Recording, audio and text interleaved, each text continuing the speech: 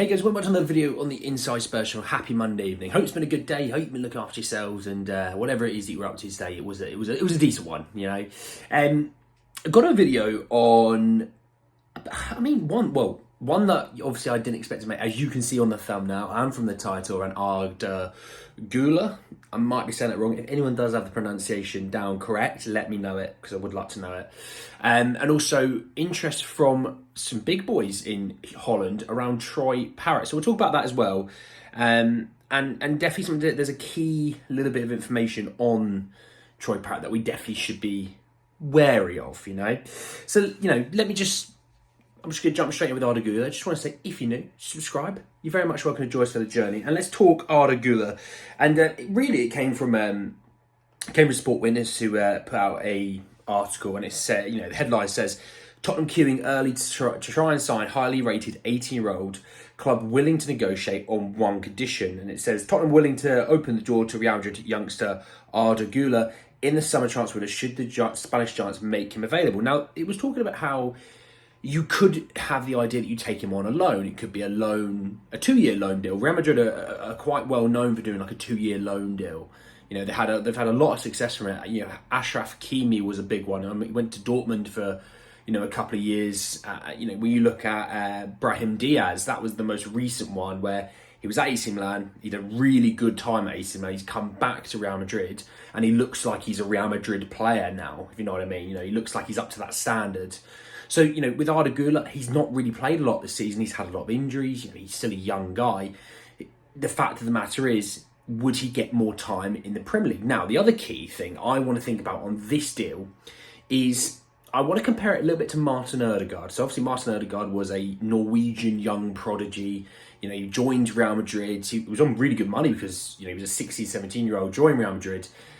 But he also, you know, yes, he maybe didn't play under Ancelotti because he maybe wasn't Ancelotti's cup of tea.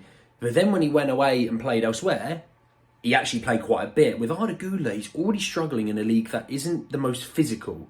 He's already struggling to get fit. And you know, when I was looking at his age, when he's 18 years old, that's a worry for me. You know, if we talk about, you know, Giovanni Celso doesn't stay fit, he can stay fit in Spain. Well, you know, no offense, this kid can't stay fit in Spain. So what makes us think he's going to stay fit in England? Now, the talent is there, to say the least. He is an absolute talented player. But I don't know. Would I bother with a loan deal? Look, if he's not going to be ours permanently, is there any point? No, there isn't, in my opinion. Now, if he was to be, and, you know, there's a buyback option, but the buyback option's of, you know, a decent amount of money, you know, because they spent 20 million euros on Arda Güler. If the buyback option's like 40 million euros, okay, well then maybe. But to be honest, I would probably steer clear of this deal. But let me talk to you about Arda and who he is as a person anyway, first and foremost. So he shares the same birthday as me, February 25th. So he's 19 in, well, what's the date today? He's 19 in just under 2 weeks now. He's a midfielder, he's hacking midfielder, can play a bit of wing. His current contract expires in the summer of 2029, okay? So, look, Real Madrid have a lot of control over this deal because of that fact, you know. If you look at some of our deals where we're not under control of the deal because they're expiring in, you know, 18 months to a year, or you look at Eric Dyer's situation, this is the absolute opposite. This season, he's played all of 4 games and he's played a total of 89 minutes. So he's basically played one full game across La Liga, the Copa del Rey and the Supercopa. Yeah, like I said, he's had a few injury issues. He hasn't played. Yes, the talent's there, but he also, you know, at the age of 18, already missing that amount of football, for me is a slight worry. It is a slight worry. I don't know about you, but it is for me. So, yeah, we'll keep an eye on that one. I'm going to say, personally, for me, I wouldn't want Arda. Not say he's a bad player, I just don't think we should be looking at players that are struggling to get fit in a league where staying fit's a lot easier than it is in probably the most physical league in the world, being the Premier League. Let's talk Troy Parrott. It came from David Sneyd, who said that, he said that Ajax and Psv weighing up Troy Parrott move this summer. The 22-year-old Republic of Ireland international has a pressed on loan with Excelsior Rotterdam this season. Now, if you know me, if you knew, obviously you might not know this, but every week I do a loan roundup where I talk about all the guys out on loan. You know, I'll mention everyone. You know, if they've only played like a minute or they've not played at all, I'll still mention it. Troy is one that I talk about a lot. You know, I talk about Joe Rodon a lot. I talk about Sergio Reguilon a decent amount. I'm starting to talk about Ashley Phillips and Alfie Devine a lot. He's another one I talk about a lot. He's a guy that, when he's gone out to a team that isn't one of the most, impressive teams when it comes to their ability to do something in the league, he's gone out there and he's done very well. He's getting more than 1 goal contributions every other game, which is that's quite impressive.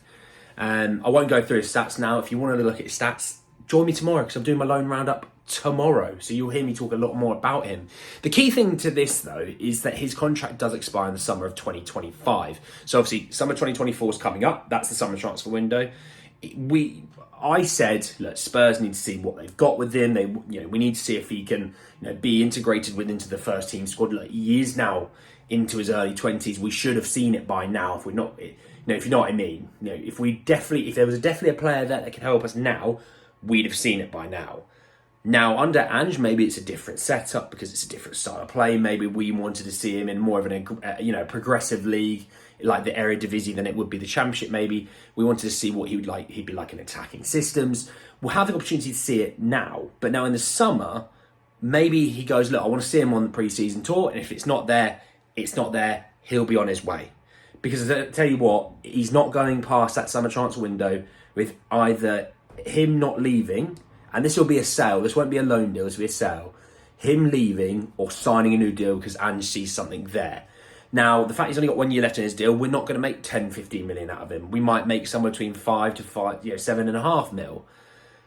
Look, it's not the best money in the world, but it's something. And that's the key thing that, with a lot of the deals that we talk about in the summer coming up, that we know, players that we want to move on from, players that we think we're going to move on from, all of that money does just keep adding up and up and up.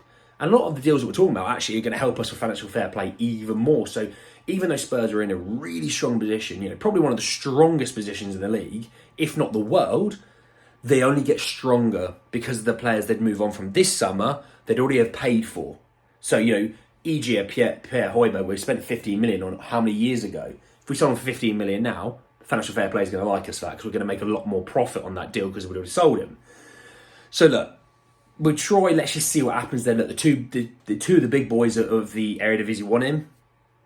Let's be honest, they know what they're getting from him. He would be, I always call it Prem proven. He's going to be Eredivisie proven. And I can't lie, in fairness to Troy, if we're definitely not, if we're umming and ahhing, just let him go. Sell him, let him go. Let him actually kick on with his career now. And I tell you what, if Ajax and Psv come in from him, he will be able to get some good minutes in a really good team in the Eredivisie, play some European football. He'll be able to kick on with his career. And that's what I hope for. If it's not going to be with us, let him kick on, But anyway, guys, at the end of the video, I hope you enjoyed. Drop a like on the video. If you did, hit me in the comment section below your thoughts and feelings around Arda Guler and obviously Troy Parrott. I want to know your thoughts and feelings about both of those boys. Obviously, subscribe to the channel if you're new and hit the bell notification for more. But anyway, guys, at the end of the video, I'll see you all very, very soon. Take care, guys.